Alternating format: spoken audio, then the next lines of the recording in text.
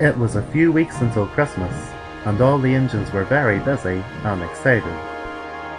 The Duke and Duchess of Oxford were spending Christmas in their summer house, and Spencer had brought them to Sodor.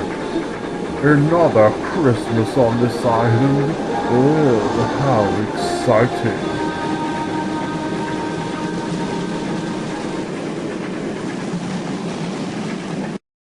One night, Gordon was preparing to leave with his evening train when Spencer pulled up beside him.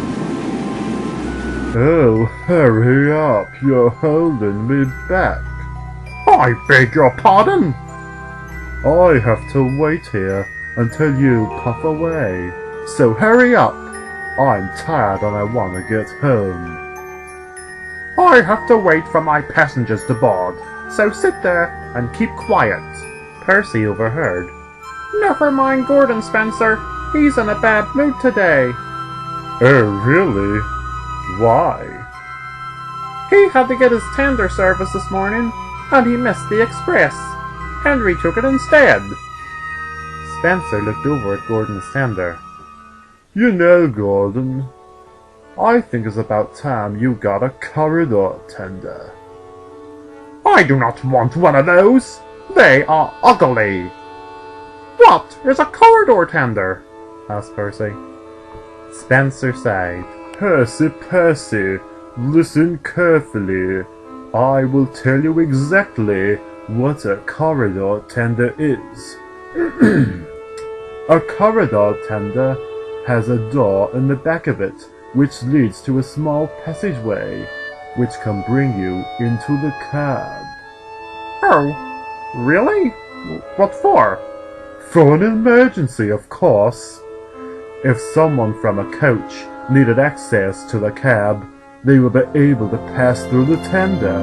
So if a passenger took sick, and the guard needed to inform the driver and fireman, he would be able to access the cab through the tender. Exactly, Percy, you're more brighter than I thought. Wow, that's good. And it's never happened to me. I have pulled the express for many years. I don't need a corridor tender, huffed Gordon. The next morning, Gordon reversed onto the express. Get in quickly, please, he called. He was still thinking about Spencer. Corridor tender. Like I would need one of those. As soon as the passengers boarded, Gordon started pulling the express.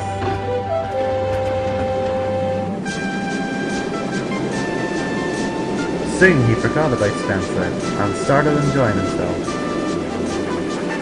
Then he stopped at Walesworth Station.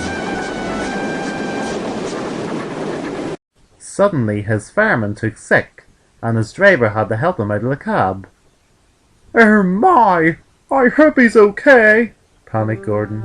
At the side of the station, A little boy was watching. Oh, the train's empty. This could be my chance to finally drive a train. The little boy Ran across the platform and into Gordon's cab. And the station master noticed and shouted, "Hey!" The boy panicked and ran out again. But it was too late. Gordon started to move. "Here am I! Help me! Help me!" He cried. He has started the train! Panicked the station master. "There's passengers on board. I must contact the top of my head at once." Where did that boy go? Who's scoffing? Said Gordon's driver. "You know I blame this train simulator. Teaching little children how to drive trains." Gordon was thundering down the track and he was terrified. And worse still, the passengers had no idea that there was no driver or fireman on board. The Fat Controller had found out and he contacted the signalman at once. All the signalmen worked together and made sure that all the trains had stopped. But they didn't know how they were going to stop Gordon. Thomas had just arrived at the junction. "Hooray! I'm early for a change," he said cheerfully. Then suddenly, Gordon blasted past him. "Hey Gordon, what about my passengers?" he called. The Fat Controller phoned Mr. Nooner, who was at Lower Tibna Station. So they have no idea how they're going to stop him. No, he's running down the track at full speed. He'll be passing the station any minute. Right, James is at the other platform, so he's safe. How are they going to stop him? They have no idea. He's going too fast. The signalmen are trying to work out a plan. But I don't think it's going to do any good, unless he runs out of coal and water. Thank you for informing me, Sir Topham Hatt. Hope we get this sorted. Oh, I do too, Mr. Nooner. I do too. Mr. Nooner rushed over to the station master. Do you know the directions to the bridge? "Bridge? What bridge?" The bridge where Henry sneezed at the boys years ago. Do you know the directions to it? "Oh, it's just down the road. I will tell you." So the station master told Mr. Nooner where to go. Right, thank you. "What do you want to know where the bridge is?" Just leave it to me. Mr. Nooner quickly got into his car. James was huffing. "Why have I to stop here? My passengers are gonna be late. This will not look good on me." It's some sort of runaway, said his driver. "Runaway? What sort of Whoa! Mr. Nooner arrived at the bridge. Right. He slowly walked over and stood on its ledge. What do I do? People's lives are in danger. But I can put my life. I could put my life in danger too. I have a wife, and I have children. What if he goes after them? What if he goes after them? I will leave them in danger. Gordon will either crash into another train, or possibly crash through a siding, or go round a steep bend, or maybe just stop. What do I do? What do I do? Here he comes now. My name is William Nooner, and it is my duty for Sodor and its people to stop this train! Mr. Nooner jumped off the bridge and landed in Gordon's third coach. I made it. He gradually made his way to the end of the coach. Whoa! He then landed on the second coach, then gradually made his way to the end again, and took another huge leap. One to go. Gordon had no idea what was going on. Mr. Nooner prepared for one final leap. Right, here it goes. Whoa! No! Oh no! Oh no! Mr. Nooner hanged on for dear life. Then he got a grip and slowly pulled himself onto Gordon's tender. Oh yes! I've made it! He climbed into Gordon's cab, shut off steam, and screwed the brakes on quickly. Gordon finally came to a stop. Oh, Gordon! Did you run out of water? No! Someone stop me! But who? Then Mr. Nooner climbed out of his cab. Mr. Nooner! I don't understand! How did you? I had to do something very risky, but you've stopped now, and that's what matters. The passengers are safe. Then the signalman came out. Hold on, Gordon. I will inform the signalman what's happened. That afternoon, Gordon was taken to the yards for a long, long drink. Then Spencer stopped. I heard about your little incident today, Gordon, but may I remind you that all of this could have been prevented. Prevented? How? Well, if you had a corridor tender like mine, your cab could have been accessed from the coach. None of this would have happened. But hey, Sir Topham Hatt is set in his ways. But maybe after today's incident, he will consider giving you a corridor tender. Gordon was now very worried. I don't want a corridor tender.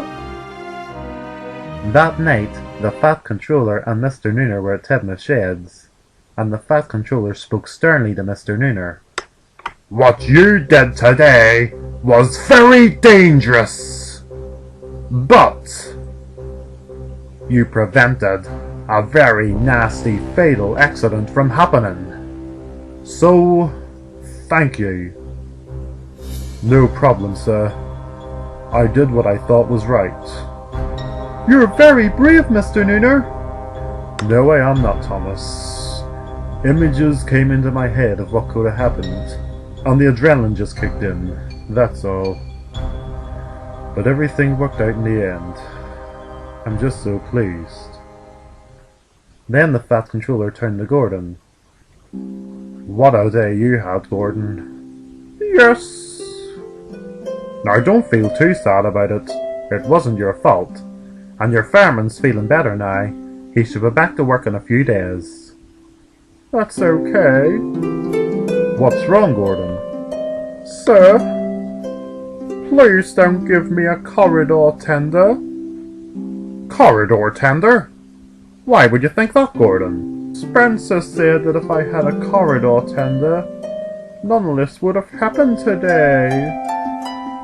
Gordon, listen to me. Gordon, under no circumstances will you get a corridor tender.